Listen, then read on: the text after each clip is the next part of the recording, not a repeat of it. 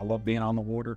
I like the water ski, ride the jet skis, ride the boats. If I want to go out on a 3, 4, 6, 10-mile hike, I want to be able to do that. Dr. Hallows, probably the thing I appreciated most when he came in and sat with me. I think he would have taken as much time as I needed to answer all my questions. But he was just down to earth, did not rush. And he asked me the same thing. What do you want to do? What's your goals? What would you like to do after surgery? He genuinely seemed like he cared.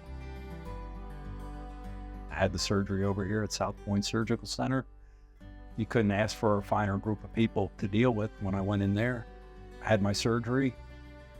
3 hours after surgery, they had me walk in the hallway, and they said, you can go home. But I was only on one crutch for about 2 weeks, and then I was fine. I mean, I felt amazing.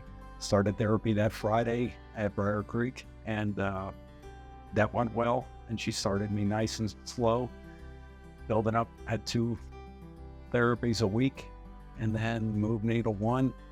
I don't do any heavy lifting yet. Dr. Hallows asked me to hold off for about 3 months, so I'm giving him 3 months.